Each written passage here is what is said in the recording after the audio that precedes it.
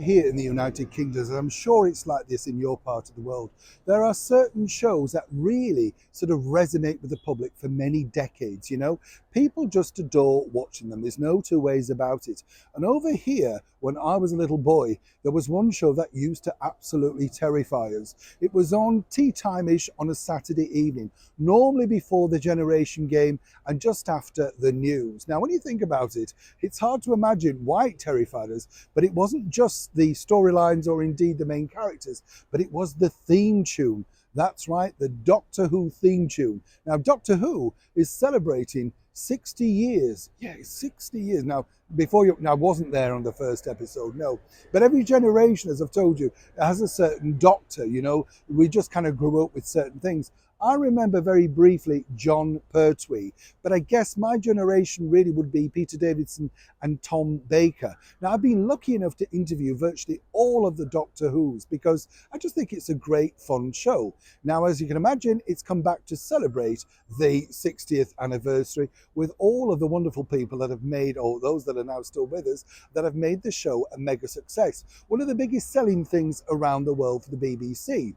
But once again, in their infinite wisdom, the BBC managed to leave off in their tribute a man who really did have an integral part of this spectacular show. Let me explain. Hi, good morning. How are you? Nice to see you today.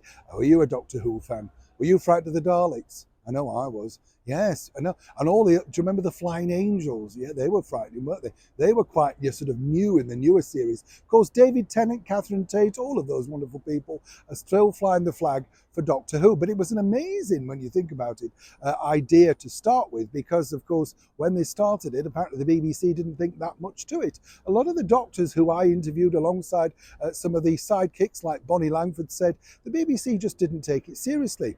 The executive at the time, in the 1980s, Michael Gray, decided that it was time to rest it because people had moved on. He had made a big mistake, as one can imagine.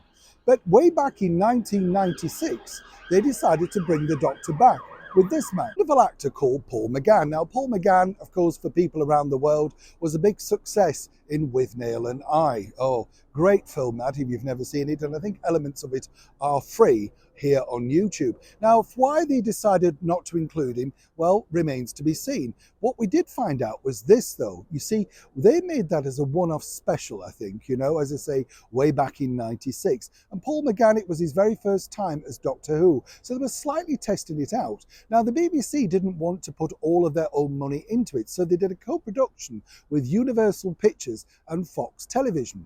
Now, according to a very well-placed source within the BBC, the reason why they were never that keen to then re-promote this particular episode, this particular area of Doctor Who's history, was they don't make as much money from that, obviously.